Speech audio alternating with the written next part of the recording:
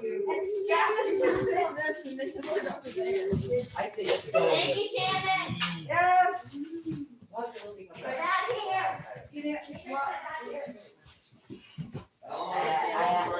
I had to think of myself. All right.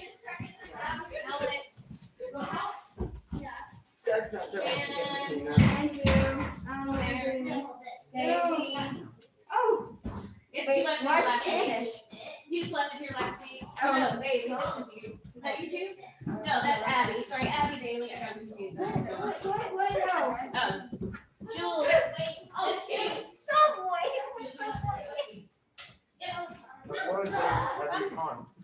I know you do, and it sucks. Okay, visual. I'm like always hoping one time you're just gonna rip off a piece of food at me. I'm like, yeah. I'm behind this bag that's perfectly placed. Look at the bag on the screen. You can put that by the door. It just looks like really off.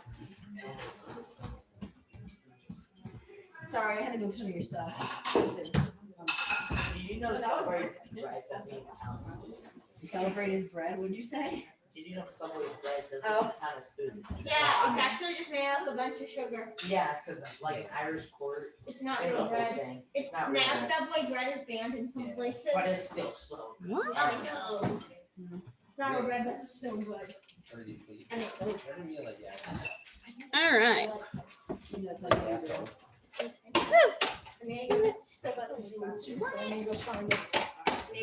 Hey there. Pardon my PJ. Jules!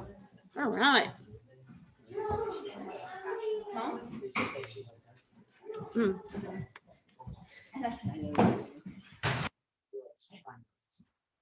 So Sydney's out.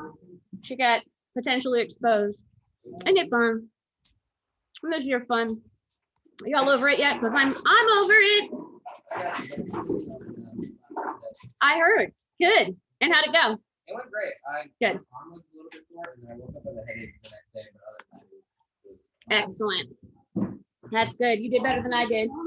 My mom had a rough go. She was probably the worst of the three of us that got it, but good. I'm glad to see people are at least getting done. Is it swept up over there where the girls were? Then he's okay. Yeah. I didn't want to let him out with polymer all over the floor. Just when you think it's like almost over, my best friend texts me and tells me that her mother-in-law and her sister-in-law got it, and then her husband got it from them, and then she got it from her husband. And I'm like, what is wrong with you people? He works at the jail, so her husband works at the jail, so he gets tested like every couple days. I mean, it's a constant thing. He used to work in the actual like inmate part of the jail, but now he works with the ankle bracelets. He's the ankle bracelet guy. You got to come to him to get your ankle bracelet. Plus he can see where you are all the time too. He says it's real fun. You're like, ding, oh, he's outside of his range. You can just watch him move all the time. It'd be an interesting job. It's like prison Santa. Yeah, pretty much. Prison Santa. Yeah. That sounds weird. Prison Santa. Mhm. All right. So last week we did our nuclear chemistry. This week we're going to start our organic chemistry, and there's only 4 lessons left, guys. We're almost done. I mean, we're at the end.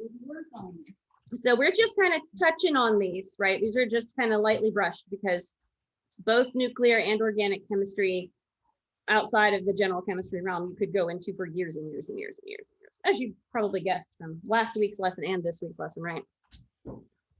Yeah, organic chemistry was my brain pain of college. It just was, it was the one I found the most challenging, and it's when it gets into naming that I get crazy. I heard you were playing about benzene rings. Benzene rings, man. That's what I remember. Nightmares with benzene rings. No, it's really, I mean, for some people you get it and you just get it. But I was one of those people that I tried and tried. That's a lot of memorization, and usually I'm good at that, but it was not my thing. So compounds made of carbon is, do you need something? Did you miss something? Oh, is that your bag? Right here. There we go. Getting the sunglasses. There we go. She's got it. So compounds made of carbon, this is what we call organic compounds. So you hear, she's good. You hear people say carbon-based life forms, that's what we're talking about, organic chemistry in general. So we have allotropes. Do you guys remember what allotropes were from your reading? Yeah. I drew one side of my note. Mm-hmm. So allotropes are when you have an element that can present in different ways. Same element, but how it's arranged shows different physical properties. So for example, the most common one we look at is carbon. Carbon has multiple allotropes, but there are 3 that are really common to all of us that we know and recognize. The others are not as common, they're about 8. But the properties of carbon allotropes are going to depend on the arrangement of the atoms and how they're bonded. So an allotrope is each of 2 or more different physical forms in which an element can exist. So graphite, coal, and diamond.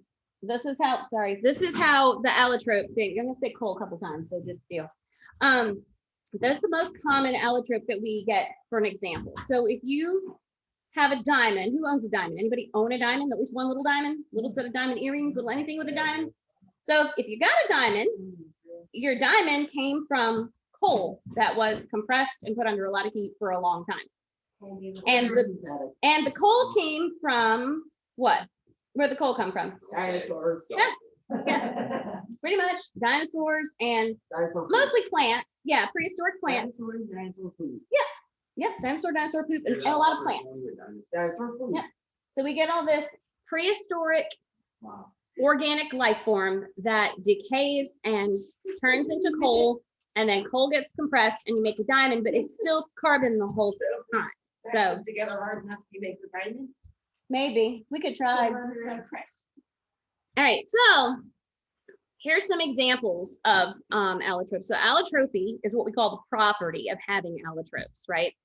And then the allotropes of carbon, like I said, there are about 8 of them, but there are 3 that we're most familiar with, and that's diamond, graphite, and amorphous carbon is what we call coal, like you find in a mine. What's graphite? Where do you have graphite? Pencils, right, exactly. Okay, so if you look here, this diagram, okay, of your different allotropes of carbon. So this one right here is your diamond. Do you see how it's organized pretty much like a lattice, right? Does that remind you of almost like the way ionic compounds look? Very strong. So how does a diamond compare to other substances as far as strength? What's your Like really like it's yeah, very, very strong. It's brittle. So if you look at that structure there, that's very strong. It looks almost like a building, right? And then you look next to it. This right here. It looks like the different floors of a building without any walls. So what is that right there, according to our list over here? Right, graphite. So think about it. You can write with graphite, right? And you press a diamond on a piece of paper and rub it, it's not going to leave a trail. It might leave a trail of injured paper. Yeah, it might tear the paper. But if you run a graphite pencil across a piece of paper, these are going to shear right off, aren't they? These layers. So that's what graphite is. It's kind of packed in layers. Now this one right here, Lonsdale. Okay, this one is one you can find in soot, and you can also find in space. But when we get down here, this guy, this totally disorganized bundle of goofiness, actually, what it looks like, that's your amorphous carbon. So that's coal, like from a coal mine. If you go in a coal mine, you're looking at this stuff. It's not organized, right? See how much more organized it gets when it's compressed and then compressed even more, which makes sense, right? Especially if you've done earth science, you understand that, crystalline structure will get more organized under pressure. So these guys right here, you've got this C60, which they call Buckminster fullerene, or buckyball, actually. And there's actually a product called a buckyball, apparently, and it's a magnetic toy. And people were talking about how dangerous they are because kids swallow them. Oh yeah, okay. And then C540 and C70. So these here are these are like kind of synthesized a lot of the time. This one in particular, So it's a single-walled carbon nanotube. So you can think there have got to be some really interesting uses for that kind of structure, industrial uses, right? So these are all allotropes. It's carbon in every case. It's just carbon bonded to carbon in every single case, but the physical properties are different because the physical structure is different. So that's what an allotrope is. So then we talk about hydrocarbons. What's a hydrocarbon? Who remembers? It's an easy one. It's got it in the name. Hydrogen and carbon. That's all it's got. Nothing but hydrogen and carbon. Look at this one. This is methane. It's CH4. See, 1, 2, 3, 4. Ta-da, nothing else, right? And there's ethane. Look at that. 2 C's, 6 H's, and ethene. Okay, ethene. This is what I meant by brain pain. Like this stuff was tricky for me. Maybe easy for some people. Tricky for me. So hydrocarbons are the simplest of your organic compounds.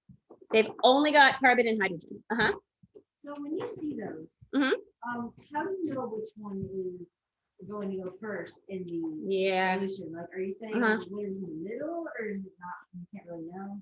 we're getting to naming. Okay. I'm not going to hold you responsible for some of it because it's fluid. So, Yeah, I know HC is. so hydrocarbons themselves, we separate them into 2 main types, although there are other types, all right? But we separate them into aliphatic hydrocarbons, and those, we base the aliphatic hydrocarbon name upon the specific chain of carbon atoms. And the 3 main types that we deal with are your alkanes, and they have 1 covalent bond, your alkenes, and they have at least 1 carbon-carbon, and then your alkynes, and they have your carbon-carbon triple bond. So if you do organic chemistry in college, or if you take even a high school organic chemistry course, you're going to look at diagrams of molecules, and there are different kinds of diagrams too, which I'll show you in a minute. And you would be expected to be able to name whether it's an alkene, alkane, or alkyne, and then also look at the functional group attached, which would be a suffix. And then they also get prefixes at some point, but that's way later. So occasionally you're going to find these aliphatic hydrocarbon with a ring of C carbons, but usually the ring is reserved for that benzene. But those hydrocarbons, they call them cycloalkanes. So then you get these aromatics. So what's the word aromatic mean to you? If you hear the word, somebody's, oh, very aromatic. What is it? Smell, right? Okay. That's because that's where the name originally came from. A lot of these substances are really fragrant. So originally they were just called aromatic hydrocarbons, but now in chemistry, the word aromatic has nothing to do with smell anymore. It has to do with the actual structure. So we lump them together under this category now, regardless of smell, even though initially that was kind of the categorizing characteristic. So your aromatic hydrocarbons, there's your benzene, are flat ring systems. So flat rings that contain continuously overlapping p orbitals. So now you got to think back to like when we were doing Bohr models and we had those s and p and d and all those different orbitals. So there's their p orbitals that overlap. And then you have all these electrons that give special properties to them. And what we mean by flat ring is that it's carbon to carbon to carbon in sort of like a hula hoop fashion, rather than spread out this direction. But they can attach to a functional group that spreads them out in another direction. So originally term aromatic, like I was saying, was described this whole class because they were fragrant, but we don't use that anymore. Now it means that it's very stable ring and it imparts different and unique properties. So here's a little flow chart. So here they call them acyclic or aliphatic. Your book called them aliphatic. And there's actually a delineation here between saturated and unsaturated. And this has to do with whether or not they can take on more carbons. And in this case, your alkanes, which only have the 1 covalent bond, they're saying they're saturated. That's as full as they can go, right? And then you've got your unsaturated ones, your alkenes and alkynes. Drew, is that you? Turn that down, buddy. And then over here, where we got talking about aromatic, you notice that they bumped this little section of alicyclic over here, which your text wasn't even covering. So we don't need to mess with it too much. But know that your main types here are your aliphatic and your aromatic, and that your aliphatic breaks down into alkenes, alkanes, alkenes, alkynes. And then when you get over here to your aromatics, you've either got your benzoids or your non-benzoids. And yes, it gets even more complicated than that, because in a minute, I'll show you like a wacky chart. So functional groups. So here's where we start talking about how this naming thing happens. So your organic compounds, first they get classified by their kind of like their base. And then, oh, I see he's leaning forward looking for typos. Look at this. I love it. And then you deal with the functional groups. So a functional group is what's going to change the function of the molecule. And here's what's interesting. Whether you have an alkene, alkane, or an alkyne, the functional group has more to do with how the molecule behaves than what the initial chain that you're working with is. So whether it's an alkene, an alkane, or an alkyne, the functional group is going to define the way it behaves. So in organic chemistry, it's a specific group of atoms or bonds within a compound that's responsible for characteristic chemical reactions of the compound. Same functional group will behave in a similar fashion by undergoing similar reactions regardless of the compound which it's a part of, right? And then what'd you find? I'm not sure that the compound of which it is a part is Yeah, correct. that's actually correct because it didn't put the preposition at the end. But I'm saying You would speak it differently, but that's proper English, more of the of which it is a part.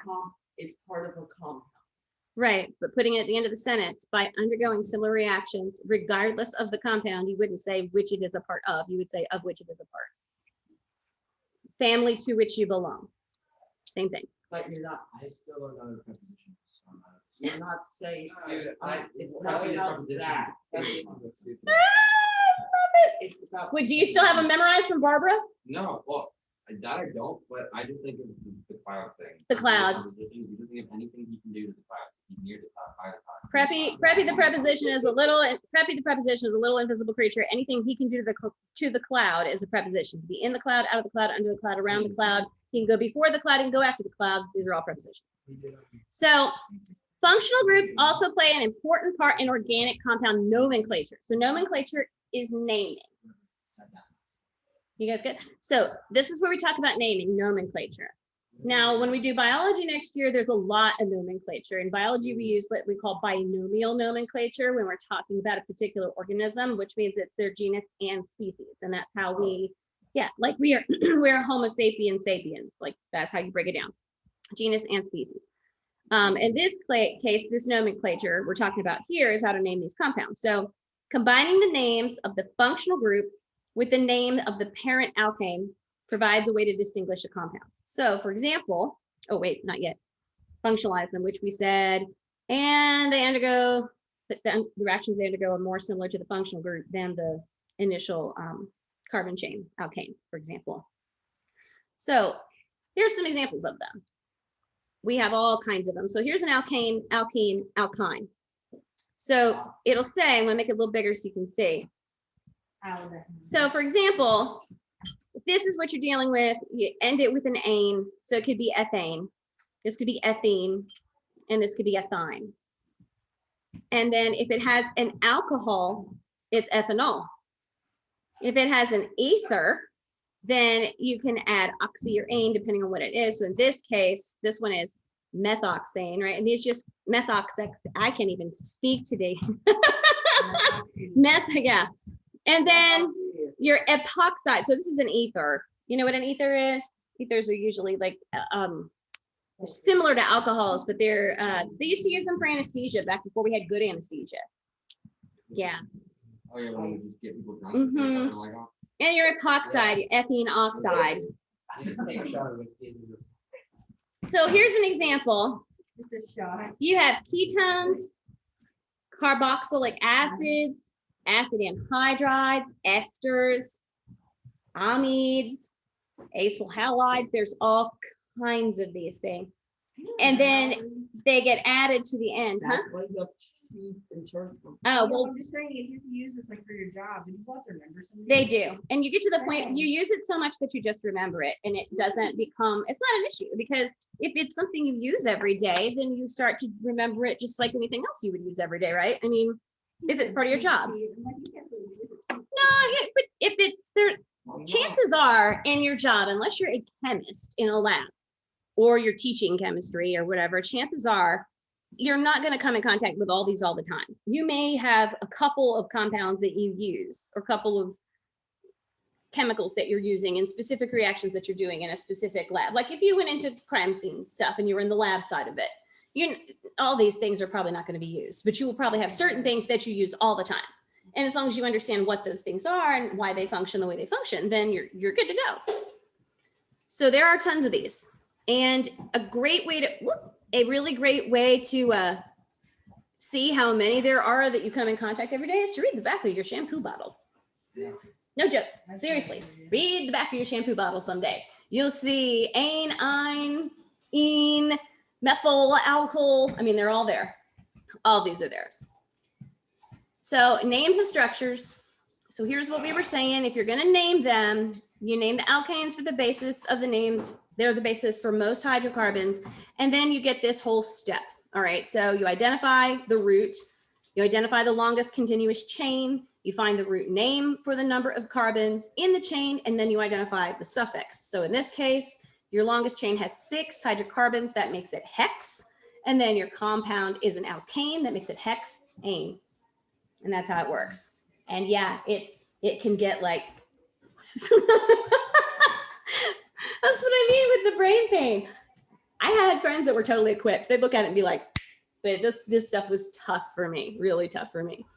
It just kind of depends.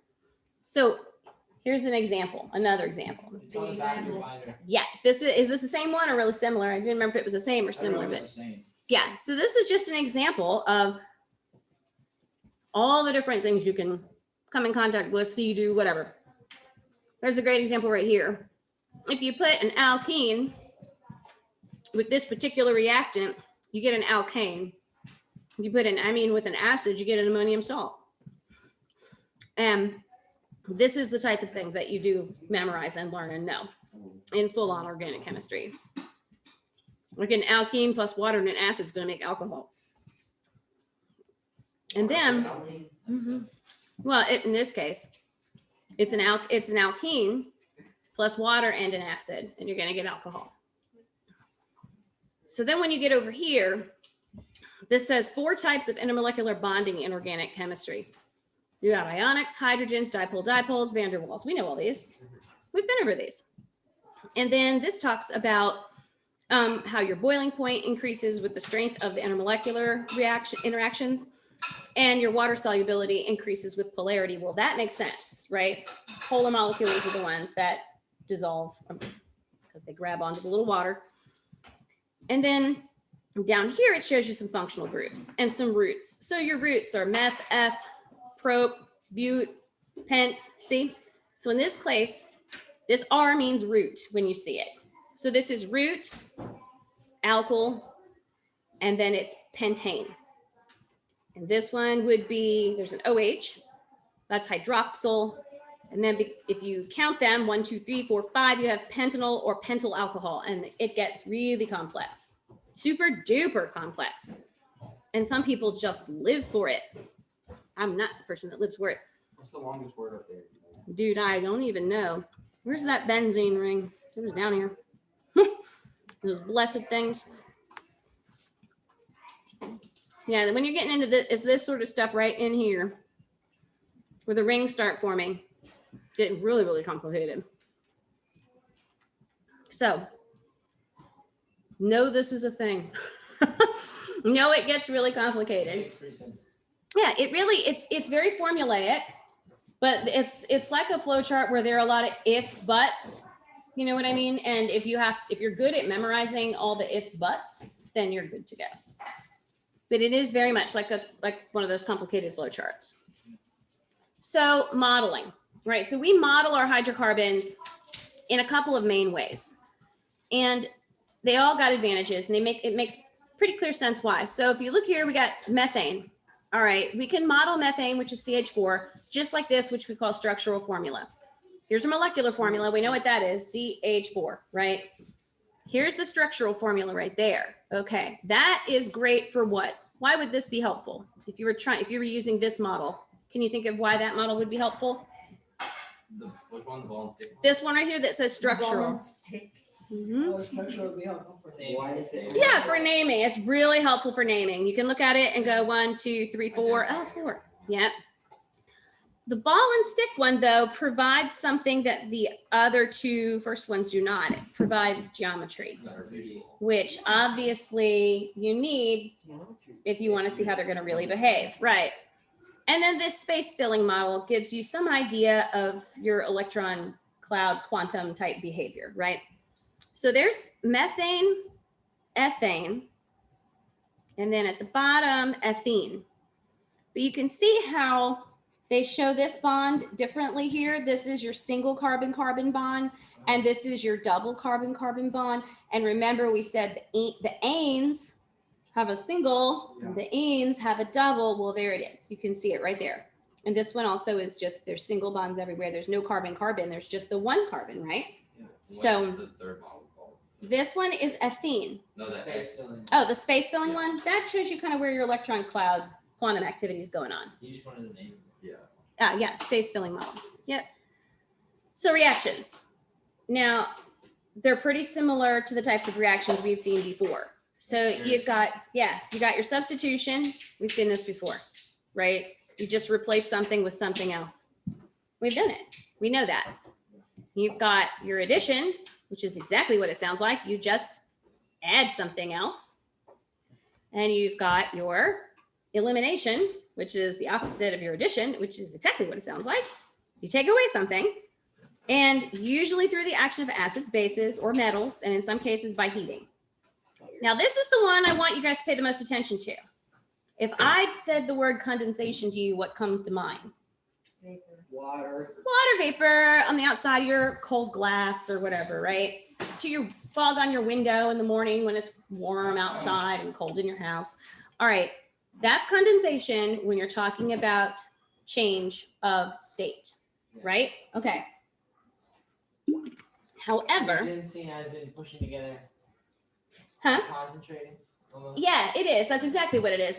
You're not creating anything. It's just concentrating, right? It's condensing. You've got water in the air. It's there already. You just can't see it because it's, in small particle or, one molecule here, a couple molecules stuck together there. But when you make it cold enough, they all come together and they make a blob of water big enough for you to see, right?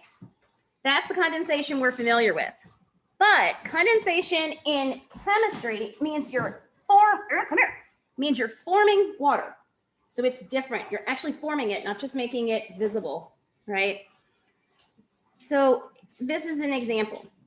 So if you see a reaction where you've got a water off to the side and it's been formed in the reaction, it's a condensation reaction, which is a little weird because it seems almost like counterintuitive in a way.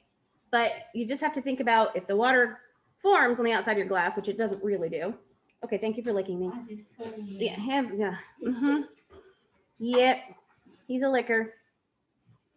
So polymers, this is what we did today, right? So what are polymers? All right, they're big, long molecules. We know what poly means, right? Many. Poly means many, that's right.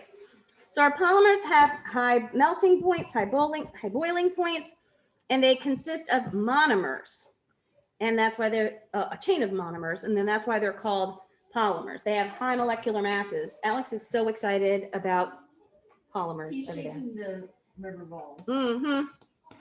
So mer, the suffix mer means parts.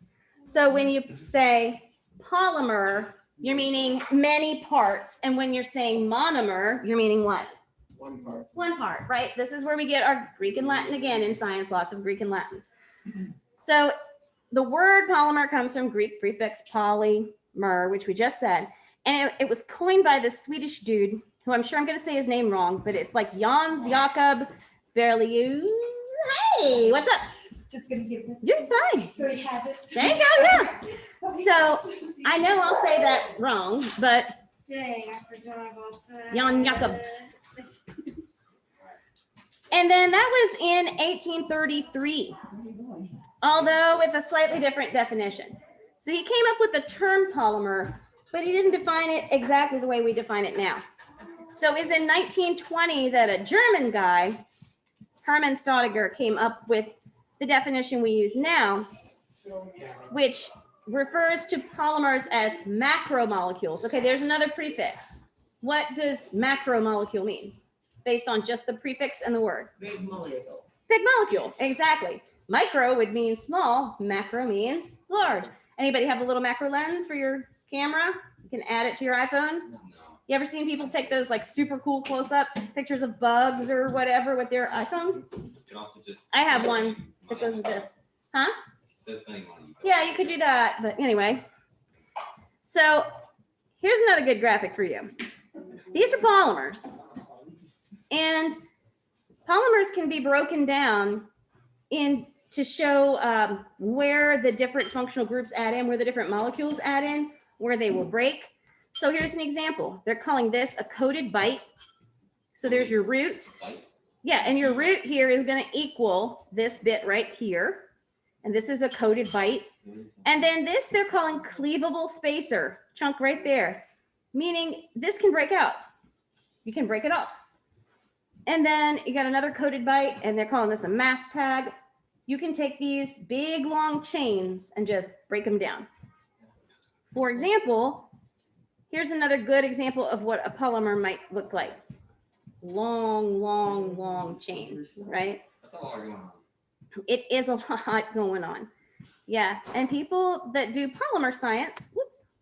Oh, and I'm going to show you an awesome video of somebody who does polymer science. Thank God they. Yes, thank God they exist because they've created some awesome stuff. Good job. So for your homework, you guys were supposed to do, now you said it was number 61, Yeah, so but there you wrote wasn't- 61, which is not incorrect. uh-huh. It depends on copyright years. We found a Ah. PDF version that is from 2004, and that is question 50. Question 61, and is this the one about Mercury? Is that what you're asking? Yes, it was Mercury. Yeah, so 61 in the book, in the copy we have, Yes. is actually supposed to be 50. But 61 it is this one in the online version. We could have. Stop talking. What? 2004, the book that came out in 2004, question 61 is about Mercury. And Yes. the book that came out in 2006, question 50 is about Mercury. That's the first copyright delineation we've seen this entire We don't year. have That's question surprising, 61 actually. in the books. Yeah. But- That is 50. Was it in, did I write it in or did I just write, You just wrote. I just wrote, look at 61, right? And then you can have it. I think So who went into the forum at that point or texted your friend and said, hey, I can't find this, I was with my friend. Yeah, we figured. right? You figured it out. I didn't figure it out. So who had trouble with it and couldn't find I it? thought you just meant 50. So you couldn't find it, you could find it. 51. Ah, okay. So this is a great example of when you, if you look at it and you're not sure, you can always send me a message and I'll try to get to it as quickly as I can. But if I had looked at it, I would have still seen 61 because apparently my book, Does that count as a brownie point? well, no, because I don't have any way of knowing what's in every You don't write the copyright. book. I mean, am I gonna, are you gonna read like every copyright year of that book? No. Cover to cover for mistakes? No. Yeah, so, Silver project. but I'm not gonna count off for it, you know, if you did something. But this is a great example of what the forum's for. Just go in and say, all right, ask your classmates before you ask me. All right, Miss Danny put 61. I don't have a 61. And then Michael and Cole will go, oh, well, we figured that out. It's a copyright thing. We Ta-da. figured it out. There you go, right? So this was the question. Dimethyl mercury, all right, is an organic compound that poses a serious environmental threat to all living things. Research how this compound affects living things. Include information on whether dimethyl mercury poses a threat to your local environment, and if so, determine what's being done to eliminate this problem. So for those of you who found it, Cole, what did you find? Want me to read my whole thing? Sure. You and Michael, are they the same? Yeah. Okay. Yeah, similar. Dimethyl mercury is an extremely dangerous compound. Both handling and observing the compound can pose an immediate threat to the human body. An absorption dose as low as 0.1 milliliters can result in a serious case of mercury poisoning. Thankfully, the compound does not form a severe issue to the local ecosystem and would only present to be an issue if it was purposely placed in the environment. The compound naturally forms in the deepest depths of the hypoxic ocean water, Mm-hmm. coastal sediments, and upwelling waters located in and around the Arctic Ocean. Okay, great. So you would affect your environment very much. So it's not that we can go get. Did you find anything about, hang on, I'll tell you her name. Electric feed? this lady, she's a scientist. I can't remember her name, so I have to look it up real quick. Continental US. Karen Wetterhahn. Did you find anything about Karen Wetterhahn? No. Okay, so let me tell you about Karen Wetterhahn. So Karen Wetterhahn she was a chemistry professor at Dartmouth College in New Hampshire, and she specialized in toxic metal exposure. She died of mercury poisoning at the age of 48 due to accidental exposure to organic mercury compound dimethylmercury. Right. She had gloves on. Protective gloves in use at the time of the incident provided insufficient protection, and exposure to only a few drops of the chemical absorbed through the gloves and proved to be fatal after less than a year. After less than a year. So that means she went on for several months with mercury poisoning, which cannot have been at all fun. I don't imagine. Yep. And so Moral of the story. it says that she was studying the way mercury ions interact with DNA repair proteins, and she was investigating toxic properties of another highly toxic metal, which would be cadmium. And she was using dimethylmercury at the time, the standard internal reference for 199 mercury, blah, blah, blah, blah, blah, blah. So her death prompted consideration of using alternative reference material, because obviously this wouldn't be great. So it says Wetterhahn would recall that she spilled several drops, guys, quit, of dimethylmercury from the tip of a pipette. So we're not talking a lot. We're talking a tip of a pipette onto her latex gloved hand. Not believing herself in any immediate danger, as she was taking all recommended precautions. She proceeded to clean up the area prior to removing her protective clothing. However, tests later revealed that dimethylmercury can in fact rapidly permeate different kinds of latex gloves and enter the skin in about 15 seconds. We're not using any of that. Nope, are we? nope. That's- Exposure was later confirmed by hair testing, which showed a dramatic jump in mercury levels 17 days after the initial contact, peaking at 39 days, followed by a gradual decline. 3 months after the initial accident, Wetterhahn began experiencing brief episodes of abdominal discomfort and noted significant weight loss. The more distinctive neurological symptoms of mercury poisoning, including loss of balance, slurred speech, appeared in January 97, 5 months after the accident. Yeah, 5 months. At this point, tests proved that she had debilitating mercury intoxication. Her blood and urinary mercury content were measured at, they got these parts per million, but you don't have a reference, so it doesn't matter. 1 to 8 times the range, basically, where they should have been. Despite aggressive chelation therapy, her condition rapidly deteriorated. 3 weeks after the first neurological symptoms appeared, she lapsed into what appeared to be a vegetative state, punctuated by periods of extreme agitation. One of her former students said, her husband saw tears rolling down her face. I asked if she was in pain, and the doctor said it didn't appear that her brain could even register pain. She was removed from life support in June 1997, less than a year after initial exposure. So it proved why standard precautions at the time were not good enough, and that certain things were super toxic, like dimethylmercury. And it became an OSHA issue. OSHA, the Occupational Safety and Health Administration, recommended the use of dimethylmercury be avoided unless absolutely necessary, and mandated the use of plastic laminate gloves called Silver Shield when handling the compound. So this is why you don't want to get dimethylmercury, right? Because it's pretty terrible. Now there's also simple mercury poisoning, and that's what happens from mercury that gets in water. So there's the issue of oceans, like Michael was saying, it forms naturally in oceans. And then there's also mercury that gets into watershed and eventually makes its way into the ocean. So say you're a little fish and you eat the little plankton and things and the little plants, and you take in a tiny bit of mercury while you're doing so, right? Well, what eats you? A bigger fish.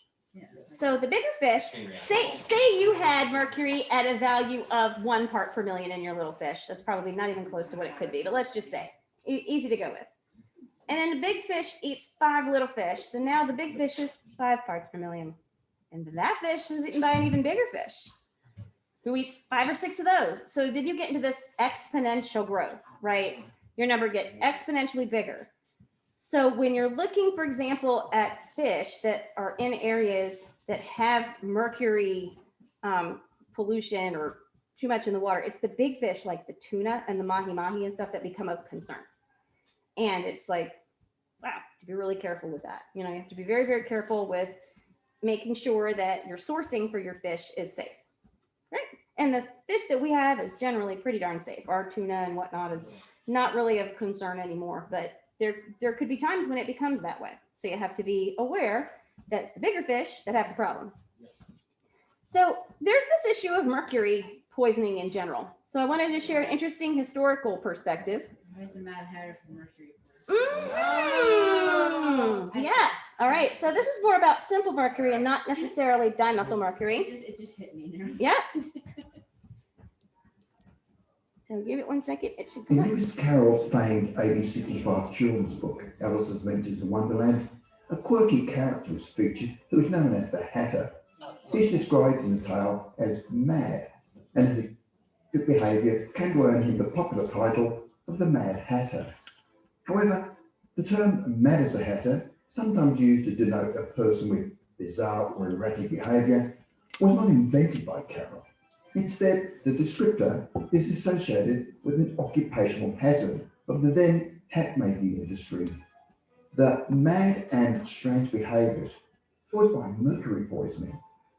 During the 18th and 19th centuries, hatters, also called milliners, used a noxious chemical called mercury nitrate for processing the pelts of small animals like rabbits in creating felts for hats. In those days, there was little protection of workers' health and safety, and it was well known that long-term exposure to the toxic mercury fumes caused damage to the nervous system. The result was that many of these skilled craftspeople suffered from particular physical and mental illnesses. Their symptoms included speech disorders, erratic mood swings, hallucinations, psychosis, and tremors, which were known as Hatter's shakes.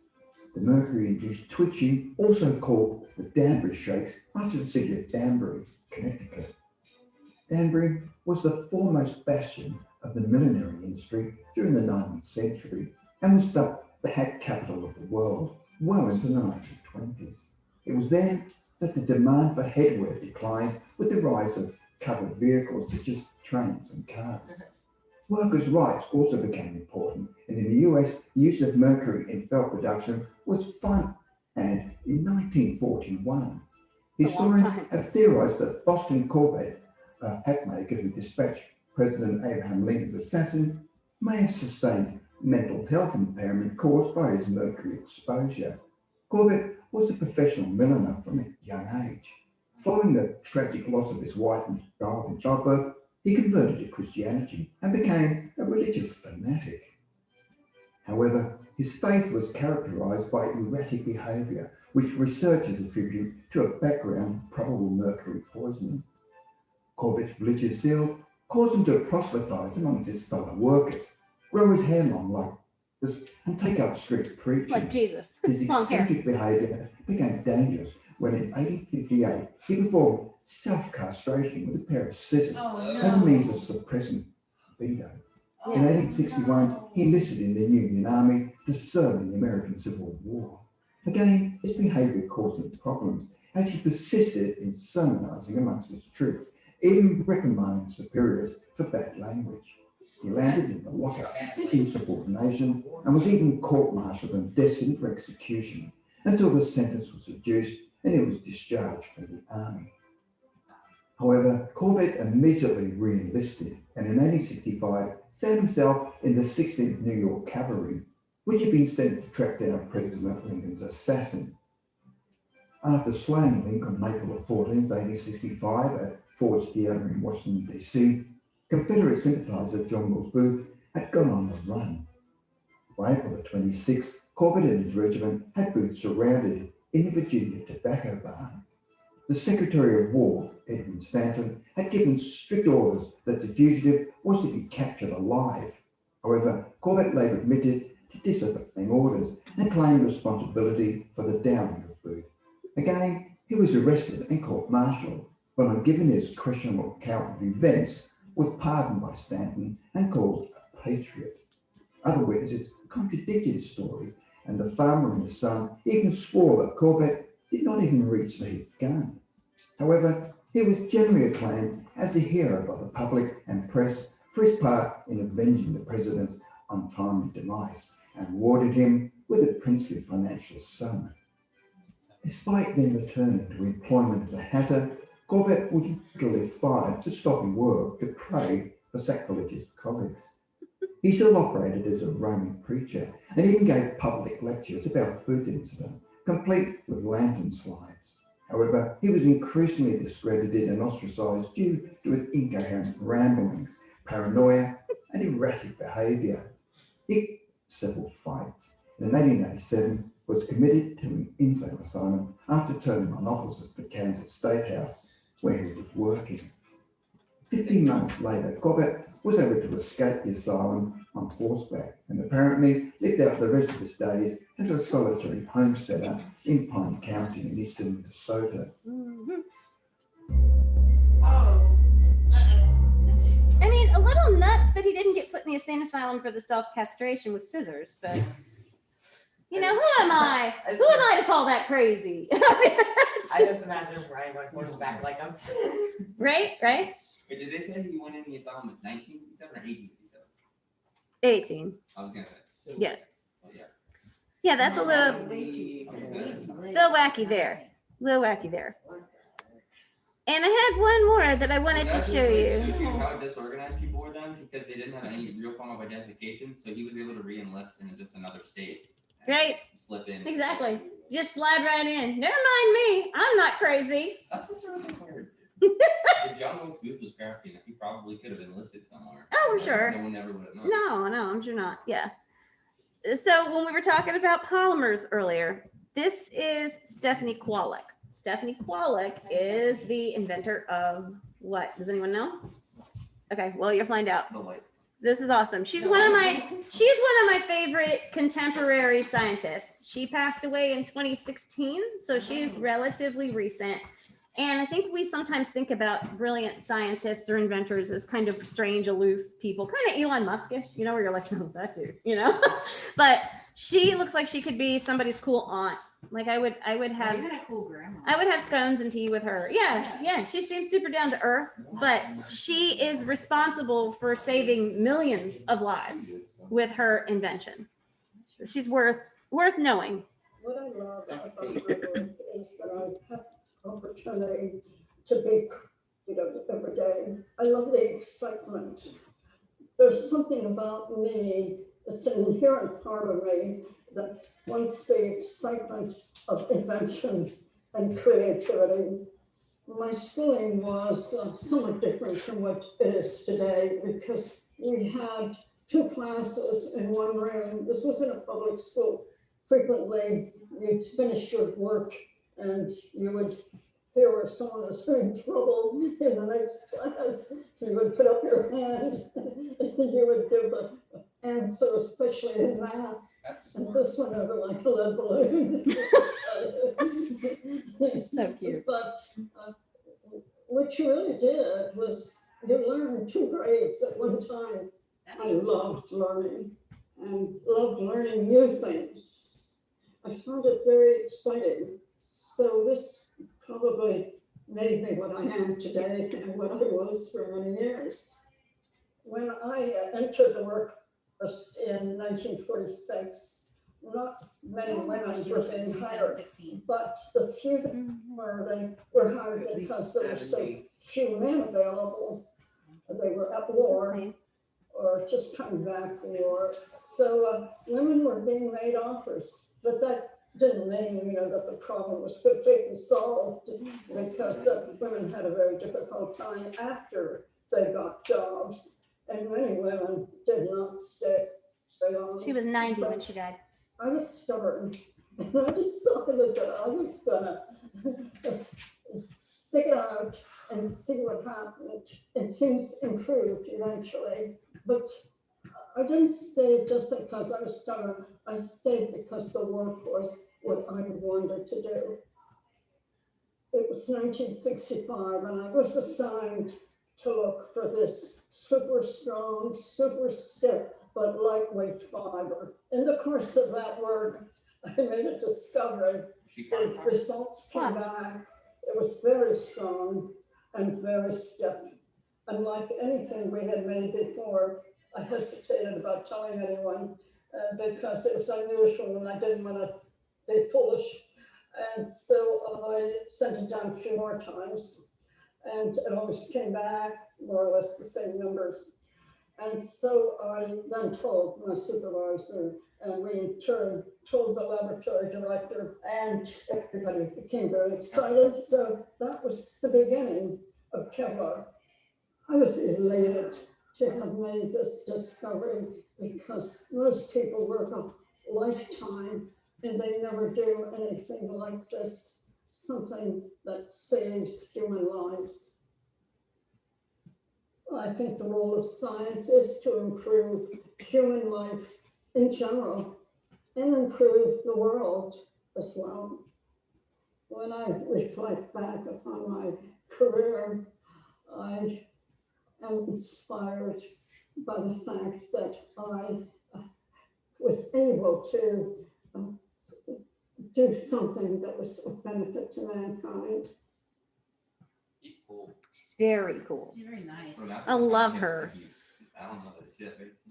She is definitely among my favorites because I think it's cool because what they were, so it was DuPont, that's the company she was working for, was DuPont. And they wanted this stiff, lightweight, super strong fiber for specifically, they were looking to replace the metal strips that were inside of tires.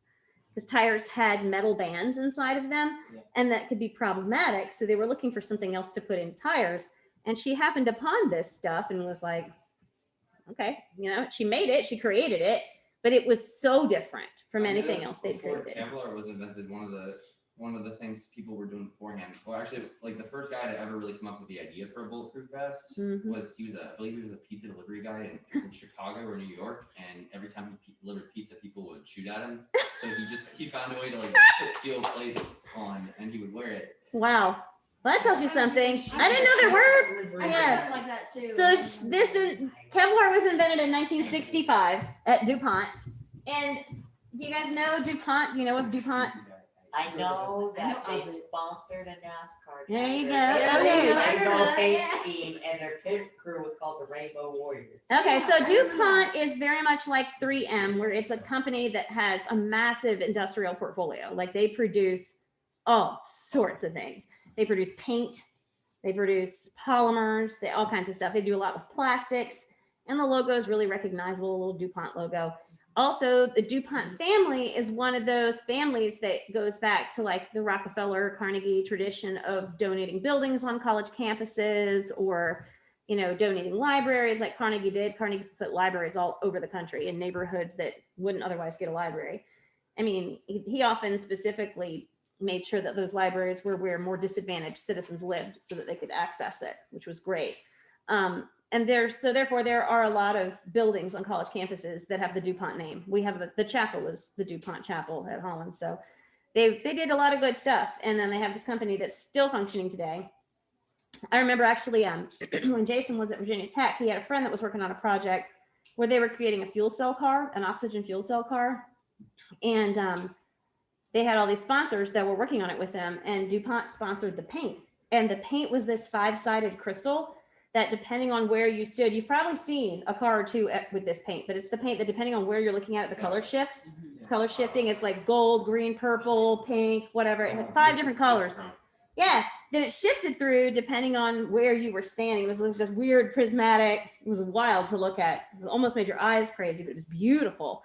So that was one of the many things that they had developed. So DuPont still does a lot.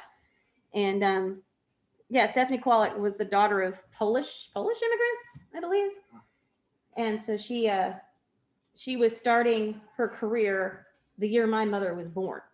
So that tells you, like, kind of put in a perspective of where she is in your life. But she was alive when all of you were alive because she didn't pass away until 2016. So pretty cool that she made Kevlar in 1965. Where did And that this come is from? Kevlar, I'm not even sure where the name comes from. But Kowalik, there's a K, so I have wondered that myself. But I had some facts on her in the junior one because I had them research her. But it's really interesting. They made the 1 millionth, made and sold the 1 millionth Kevlar vest on the day she died, I believe, which is pretty impressive. Just the way it fell in. Yeah, during the week of her death, the 1 millionth bulletproof vest was made with Kevlar was sold. The 1 millionth Kevlar vest was sold the week she passed away. So that's pretty incredible. And when was it? 65 was the year she invented it. So 65, 2016, they Uh-huh. sold 1 million. Million lives. That's pretty impressive. And it's over 50 years, basically. 51. Yeah, I'm estimating, dear. Alright. So Kevlar has more than 200 applications, including, well, here are some: tennis rackets, skis, parachute lines, boat, airplane ropes, cables, bulletproof vests, obviously, car tires. They found a way to mix it in with vehicle paint. Yep. So that it's there, so like, especially for people who do off-roading. Yep, but firefighter boots, hockey sticks, cut-resistant gloves, armored cars, right? And protective building materials, bomb-proof materials, hurricane-safe rooms, bridge reinforcements, lots of stuff. And she was super awarded. Yes, she gets this one. The Lavoisier Medal is the highest chemistry award you can get. That is like the most respected, obviously, named after Lavoisier. But she also received all these other awards for her development, which is pretty darn impressive. Good for her. Way to go, Stephanie. I like her. And plus, like she said, when she started work in 1940, what happened? Jump? Jumping. Jump up the back. So in 1946, when she started work, I mean, there were a lot of guys just coming back from war. Prior to that, there were people who, they had women in factories a lot, working a lot of jobs, and a lot of them lost their jobs when the men came back from war. Because, we don't need you anymore, honey. The boys are back. You can go back to your house. They're going to need wives anyway. Just go, right? She stuck it out through that whole transition. She's pretty cool. All right. So do you have a test this week? I don't remember. I would think so. Yeah, you finished a whole chapter, right? Yes. So yes. Okay, that's what I was trying to remember because I think one of these next couple weeks is half a chapter. Yeah. All right. So would you like me to review with you? Yes, please. All right. Then I'm going to turn that off. And I'm going to turn this off. Chapter 30. Right? Oh, yeah. Close it. I don't know. Oops, I know.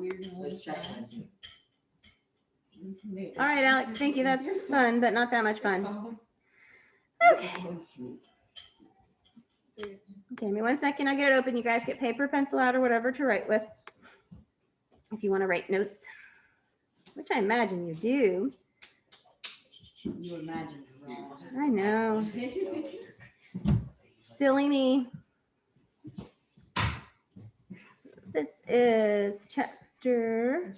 Whoops. 19. Whoops. Go to the other page. Chapter 19. Yep. Chapter 19 test. And okay. So this is a 19.7 question test. 19.7 questions? Mm-hmm. What? 19.7 questions. Oh, I just said 19.7. No. I said that. Y'all, let go. There's Thank you. 7 tenths of a She question. started grabbing my arm. I'm not that happy with math. I would never do that to myself because that sounds like torture. Right, right. Okay, so tell me what allotropes are, somebody. Different forms of compound. What's the most common one we identify? Carbon allotropes like diamonds and what else? What are they? Graphite. Diamond, graphite, and Diamond, graphite. Yeah. coal. There you go. But Right. Mr. Fuller. Oh. Huh? Okay. That was one of them. Oh, okay. Okay. Yes. It's not a yes or no. No, What you're- are you saying? He's talking about buckyballs. Oh. All right. Okay then. So how about what do you call the simplest organic compounds that are composed of only two elements? Hydrocarbon. See, easy, easy. Well, yeah. Okay. How about this one? Open up so I can see you. I got the spinning wheel. There it goes. Okay. So what are the hydrocarbons based on chains of carbon atoms? The three types of aliphatic hydrocarbon. Wait a minute. What? Wait a minute. I know I have a wording issue. Good thing you can't see I'm gonna that. fix this one. Ex- Explain to me what are the okay. What are the types of hydrocarbons that we break down into alkane, alkene, alkyne? What are those called? What type of hydrocarbon? Yeah, aliphatic. You got it right there. Okay. How do you spell ALIPHATIC.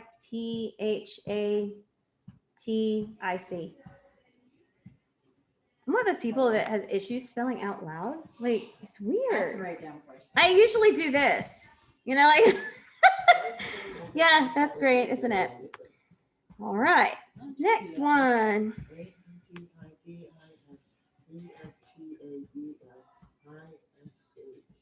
Actually, I think it's gonna be a 17 question, 6, because I'm gonna delete one of these because I don't like the way it looked. There you go. Questions? Yeah, I'm deleting How many points? that one because How many points? it should be, hold on, I'm just double checking because I don't like the way that looked. Depends on whether or not I delete. Guys, quit, seriously. There's nothing wrong. It's ridiculous. Hang on. I think Alice and Jackson should switch spots. Yeah, really. He'd be in a different chair. Give him his own chair. Come here. He'd be in his own chair. Come here. Okay, 1 second.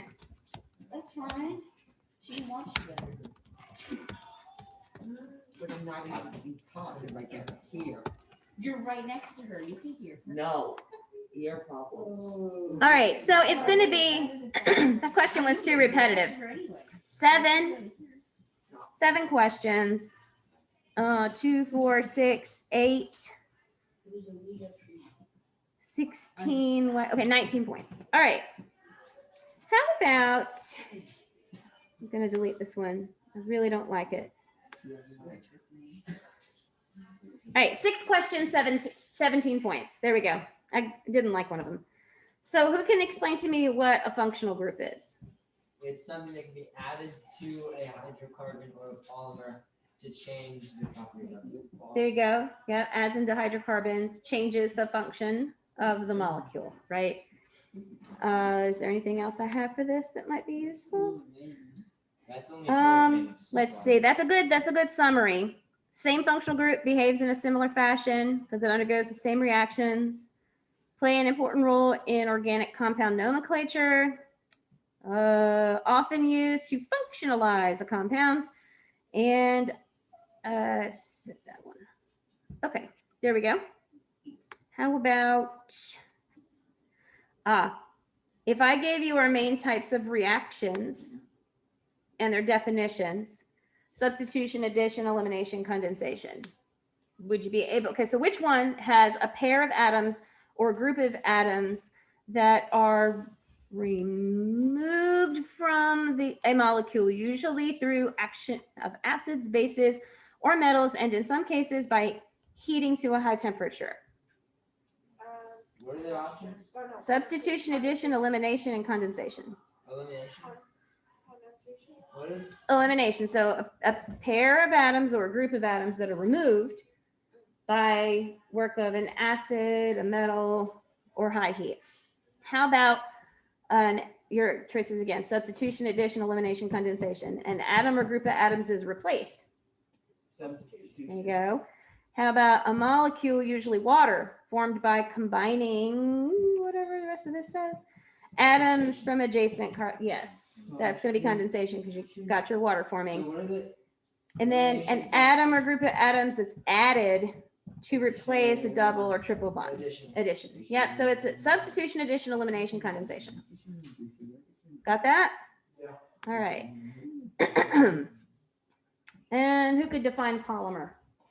A a very big Many. hydrocarbon Many monomers stuck together. Yeah. complex. Macromolecule, what are they composed of?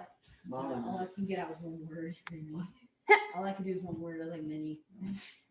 Large molecule made up of chains of what? Linked rings. hydrocarbons. Yeah, hydrocarbons. They call the little parts monomers. That's why the big thing is a polymer. Excellent. Okay.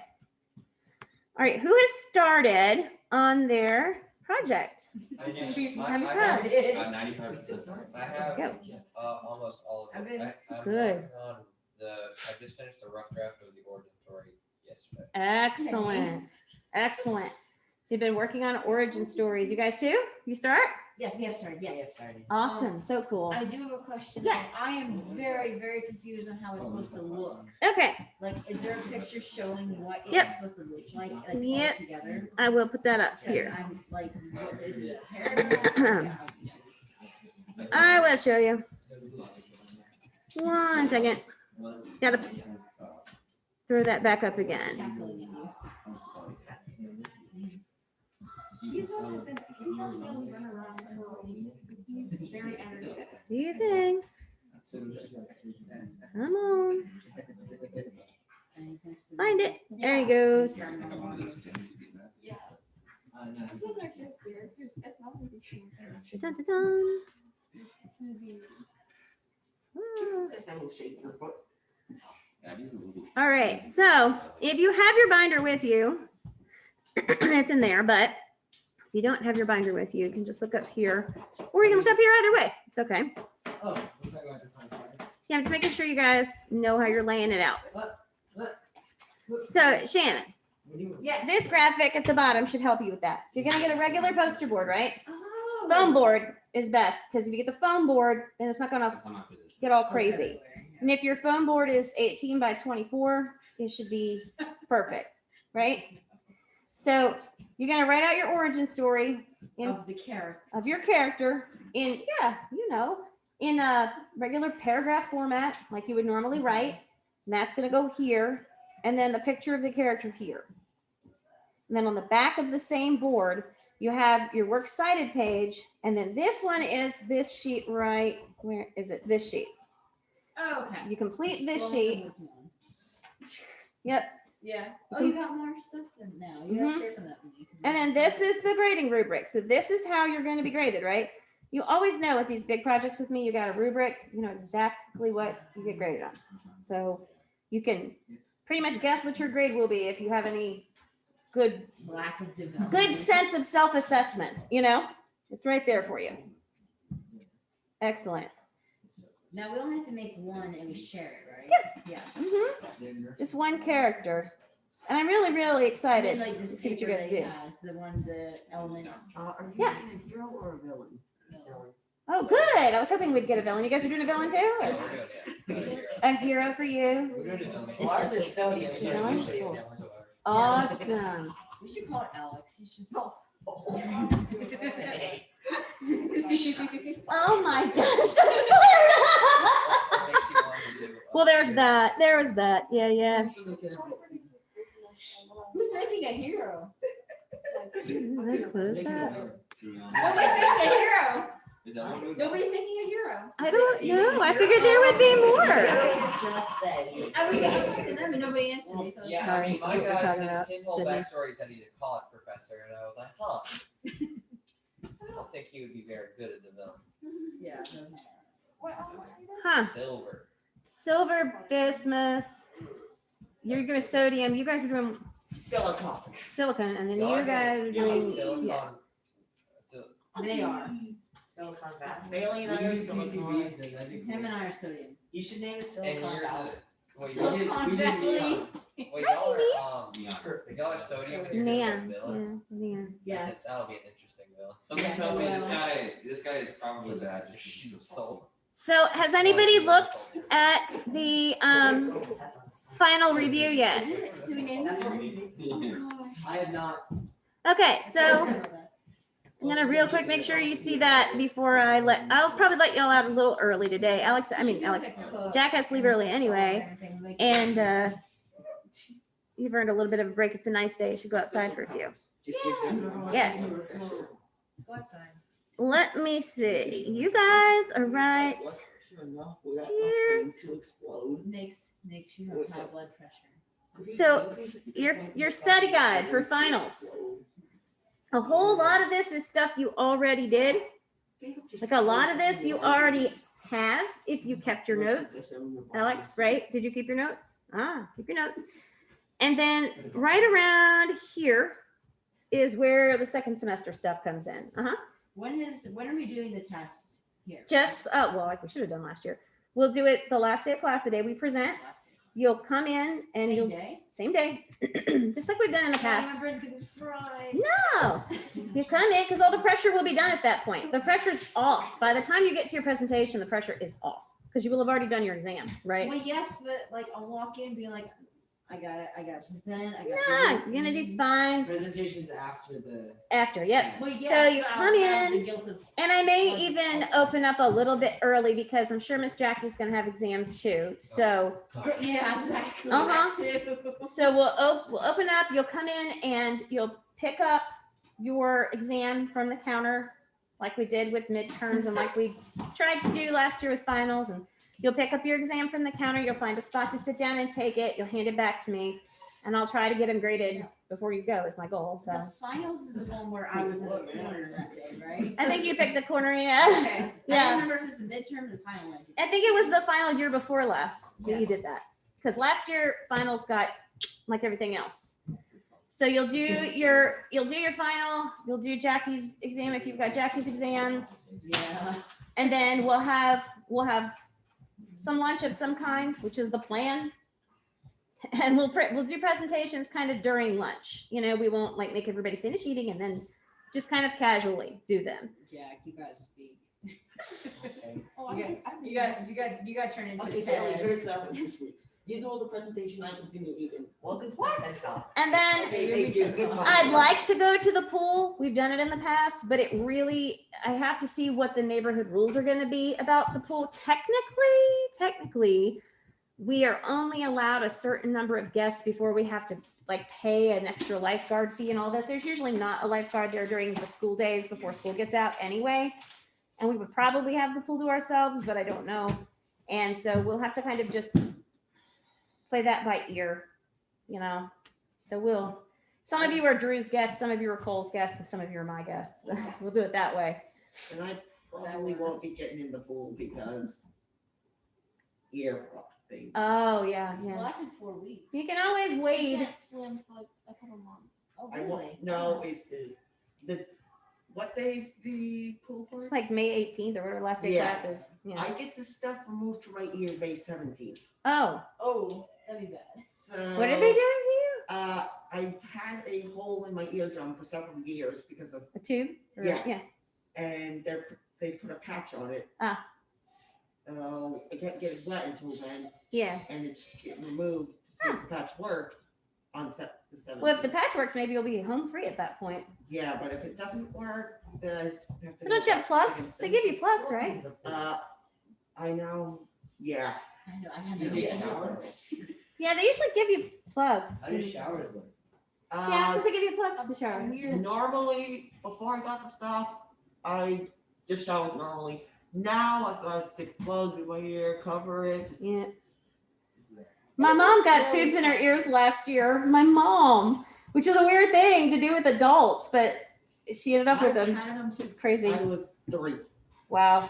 And they usually they fall out, so that's impressive that they didn't. 6 sets. He's had. Oh, he's had to put in again and again. So you have very, very level eustachian tubes rather than good slanty ones. Yeah. Mm-hmm. All right. Well, if you don't have any other questions, I'll let you go now and give you a few extra minutes to work on anything. Maybe finish lab if you still have it, turn it in, or just chill. Beautiful day, sit outside, you know. You should be good to go. Bye. Bye.